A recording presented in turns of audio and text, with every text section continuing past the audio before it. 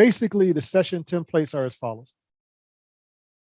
Every session in the manuals, you do a check-in, you check in on the homework, whatever was the thing you asked them to do between sessions. And certainly you could do phone or cell phone or email or whatever check-ins, of course, with all HIPAA protections. Uh, but I want you to not only have something in the session, I want you to go home and do something practical to practically change your life. And things will get in the way, cool. Come back in, tell me, we'll fix it. We'll keep working at it. Then I'm going to introduce the topic of the week.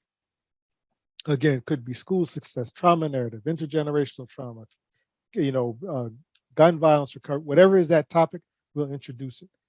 We'll work on the thoughts, behaviors, and emotions related to it. We'll do some self-regulation.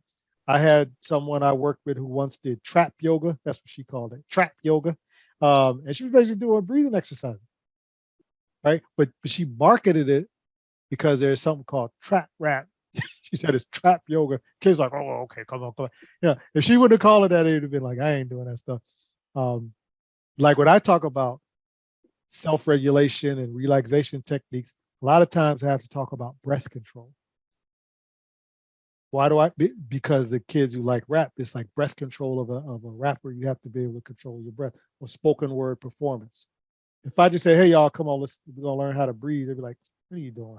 Got time for this, right? So I'm marketing it, right?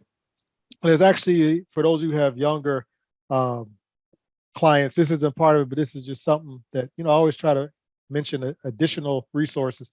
There's actually a Sesame Street YouTube clip, I don't know if you all saw it, called Belly Breathing, where Elmo, I think it's Elmo, walked the kids through it. And it's like, relaxation techniques marketed properly with Sesame Street, right? Then we always conclude each session, the last part of it is a talk it, walk it. Now, you all heard that slogan, you're going to talk the talk, you got to walk the walk, right? There's also a Migos song, talk it, walk it, right? So that's my marketing of it.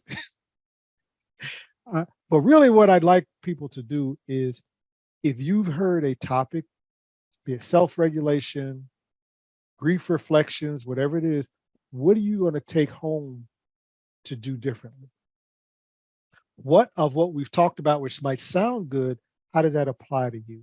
And we always want to have time with the young people, whether it's individuals, groups, or if it's the adults. What can you take home to do different? Because we want to make sure people are not just talking it, they're walking, right? And a lot of times when it's time to actually do something, that's when the gaps happen. So we want to reinforce from the beginning, we're going to go do this.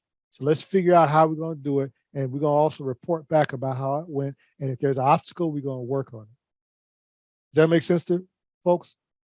So people have called that in some various treatment models, homework, or home-based work. That's what it is, but I'm just marketing it as a talk it, walk it. It needs to be aligned with a few things. It needs to reflect the people's culture. So there's some cultures, including one I grew up in, like young people are not on the same level with the seniors. So if I'm at the table with Granny, okay, I don't just be talking to her like I'm talking to somebody off the block. There's a certain respect that, so if we're talking about youth having an empowered voice, there has to have a cultural context that I don't alienate the rest of the family, right? If they also talk to like their faith-based leaders, I might encourage them. What parts of my, faith-based community can support this initiative? Can we have parent groups in our, houses of worship and different things? There's the prayer leaders, and we actually train prayer leaders, rabbis, imams on mental health components. So the people who are inspired by that, we can, hey, yeah, go ahead and do that. I have to make sure it's going to fit for them. I will drop in, as I mentioned, musical references, athletic references. Some of you may say, but I have crises which come up. I know crises have happened in Champaign, Urbana. There's a crisis on the west side of Chicago. I don't know if you all heard this. It just happened. A building collapsed. And it hit hard. And if I'm working out in Austin today, I'm checking. Did it happen to one of my families, or did it happen to someone who they knew?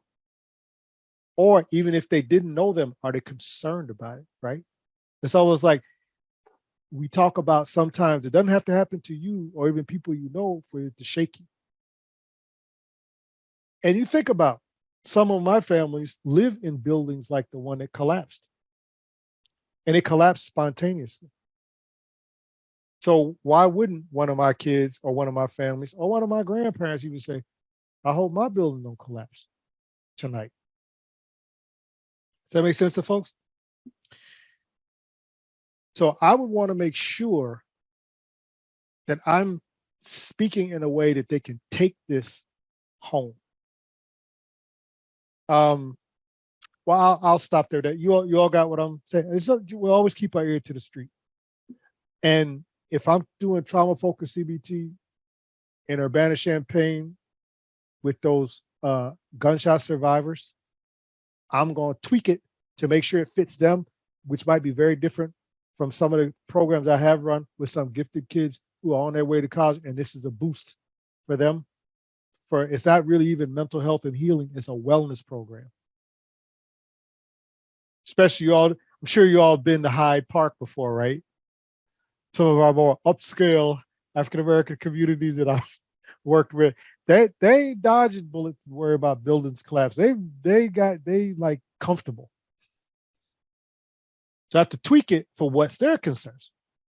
And that's the partnership we're looking for.